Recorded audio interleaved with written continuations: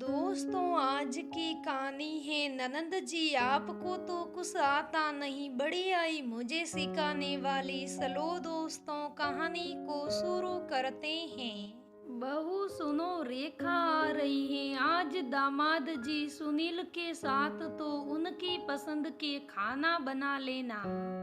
तुम्हें तो पता है ना उनकी पसंद। कल रात को ही बताया रेखा ने फोन करके। सरला जी ने सुबह के चाय की चुस्की लेते हुए अपनी बहू राधा से कहा। रसोई से राधा ने जैसे ही इतनी बात सुनी, उसने अपना सिर पकड़ लिया। ठीक है माँ जी। हाँ कहने के बाद मन ही मन बड़बड़ाने लगी। अब शुरू होगा राधा बेटा तुझ में कमियों के दिखने का सिलसिला। दरअसल राधा की ननंद रेखा बहुत ही जिद्दी और बदतमीज थी, जो खुद के आगे किसी को कुछ नहीं समझती थी। रेखा के पति देव भी उसकी ही जी हुजूरी करते। गलती से कभी खिलाफ बोल दिया तो खुद ही सॉरी बोल देते। रेखा एक भी मौका नहीं चूकती थी राधा की कमियां निकालने में।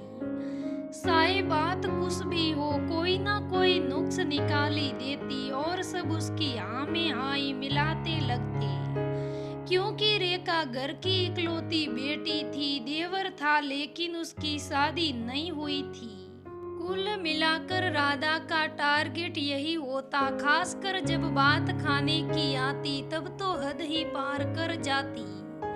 बेटी का साथ पाकर सासू माँ भी शुरू हो जाती राधा को सासू माँ से, जो कभी कभी सुनने को मिलता। रेखा के आने से पूरा दिन चलता रहता। कहने को तो राधा बड़ी बाबी थी रेखा की, लेकिन हुक्म रेखा ही चलाती बड़ी बनकर पूरे घर में। दोपहर तक रेखा आ गई। नाश्ता पानी करने के बाद राधा ने सबके लिए खाना बनाया। सब खाना खा ही रहे थे कि सुनील जी ने कहा, भाभी जी 100 में से 100 नंबर खाने को आज आपके हाथ से। कलौंजी खाकर मुझे मेरी माँ की याद आ गई। वो भी इतना ही स्वादिष्ट बनाती थी कि तब तक रेखा ने सुनील को गुस्से में घूर कर देखा और कहा, क्या अच्छा लगा तुमको? पहले तो टेस्ट एकदम कड़वा है और दूसरी बात मसाले तो सबके सब बैंगन की कंजौली से बाहर आ गए हैं। ऊपर से इतना तेल कि मुंह का स्वाद ही खराब हो गया। रेखा को देखकर सुनील जी के खाने का निवाला गले में ही अटक गया। उन्होंने तुरंत अपनी बात को पलट कर कहा, हाँ सही कह रही हो, थोड़ा तो मुझे भी लगा, लेकिन मैंने कहा नहीं। तभी रेखा ने मुंह बनाते हुए कहा, क्या माँ भाभी को पूरे 2 साल हो गए और आज तक सही स्वाद का खाना बनाना नहीं आता? जाकर मेरे ससुराल में पूछो कि जब मैं खाना बनाती हूँ तो लोग उंगलियां चाटते रह जाते हैं। क्यों सुनील, सस कह रही हूँ ना, सच्ची सच्ची बोलना। सुनील ने सहमति से ऐसा सिर हिलाया कि जैसे कोई बकरी शेर के आगे खड़ी हो जैसे। अब बारी सरला जी की थी। उन्होंने कहा, अब सबकी किस्मत में तेरे जैसी बहू कहाँ जो सबको बढ़िया खाना बनाकर खिलाए। तेरे ससुराल वाले भागों वाले हैं जो तुझ जैसी बहू उन्हें मिली। राधा को बहुत गुस्सा आ रहा था ये सुनकर, लेकिन वो चुप रही इस उम्मीद से कि साथ खाने बैठे राधा के पति कुछ 2 शब्द ही सही राधा के पक्ष में बोले, लेकिन वो सिर्फ और सिर्फ राधा के ख्वाबों की उम्मीद थी। वो चुपचाप मुख दर्शक बने बैठे रहे, लेकिन राधा ने तय कर लिया था कि अब इन लोगों को इनकी भाषा में ही समझाना होगा। तभी राधा ने कहा, बिल्कुल सही कह रही हैं आप दीदी, मुझे खाना बनाना नहीं आता, लेकिन कोई बात नहीं, आप जो आई हैं अब मैं कुकिंग क्लासेस ज्वाइन कर सकती हूँ। मतलब खाना बनाना सीखने के लिए तुम अब पैसे खराब करोगी बहू, सरला जी ने कहा। नहीं माँ जी, मैं तो ननंद रानी की कुकिंग क्लासेज ज्वाइन करूंगी, घर पर बिल्कुल भरी राधा ने कहा। अगले दिन सुबह सुबह राधा नहा धोकर हाथ में चाय लेकर बैठ गई और आराम से चाय पीने लगी। तभी गुस्से में सरला जी कमरे में आई और कहने लगी, ये क्या बहू, खुद चाय बनाकर पी रही हो और बाकी सबकी चाय कहाँ है? राधा ने पलट कर देखा तो सासू माँ आगे और उनके पीछे रेखा खड़ी थी।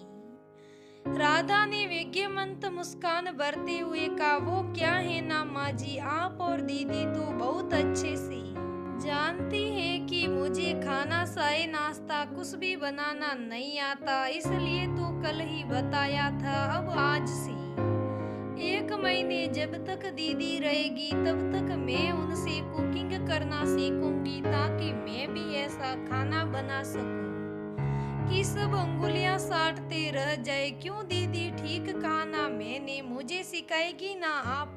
रेखा ने गुस्से में कहा, चलो माँ मैं बनाती हूँ सब कुछ। रेखा सरला जी के साथ रसोई में गई। सरला जी रेखा को जो भी मांगे सब जगह जगह से उठा कर देती, सब्जी काटने से लेकर आटा गूंदने तक। रेखा ने सरला जी को पकड़ा दिया। अब सरला जी की काम करके हालत खराब हो रही थी और गुस्से में राधा को कोसे जा रही थी कि हमारे तो कर्म ही खराब थे जो ऐसी बहू मिली। रेखा का खाना बनाने से ज्यादा ध्यान फोन में रहा। खाना बनाने के बाद सरला जी से कहा, अब खाना परोसना भी सिखाना होगा, आपकी मर्जी माँ जी, चाहे तो सिखा दो, आप ये भी करना। राधा ने कहा। सब खाना खाने बैठे थे कि राधा के पति देव ने कहा, अरे किसने बनाया खाना? इसमें तभी रेखा ने सबसे पहले बात को काटते खुशी में सकते हुए कहा, अच्छा लगा ना आपको खाना, मैंने बनाया है। ये सब कहते हुए सबको जबरदस्ती थाली में और सब्जी डालने लगी।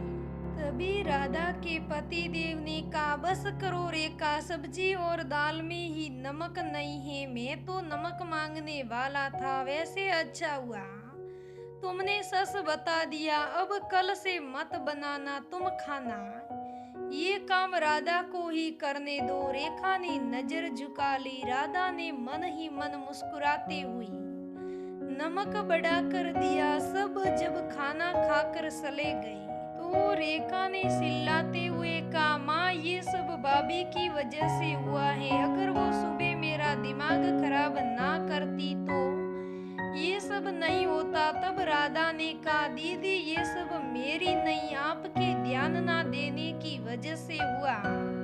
रही बात आपकी तारीफ तो इसलिए होती है क्योंकि आपके ससुराल में सास ननद दोनों नहीं हैं जो कमियां निकाल सके। मेरे ससुराल की तरह जेठानियों की आप सुनती नहीं सुना देती हैं, तो घर की शांति बनाए रखने के लिए उस घर के पुरुषों को जो भी मिल जाए शुभ शाप खाकर उठ जाते हैं। ये सब कहते हुए राधा अपने कमरे में चली गई और सास ननंद गुस्से से दांत पीसती रह गई। दोस्तों, ऐसे लोगों के साथ तो ऐसा ही करना चाहिए, मुंह तोड़ जवाब देना ही ऐसे लोगों के लिए बेहतर होता है। तो दोस्तों, ये आज की कहानी कैसी लगी मुझे कमेंट करके ज़रूर बताइएगा। अगर कहानी अच्छी लगे तो लाइक करना, शेयर करना, मेरे चैनल को सब्सक्राइब करना। धन्यवाद दोस्तों।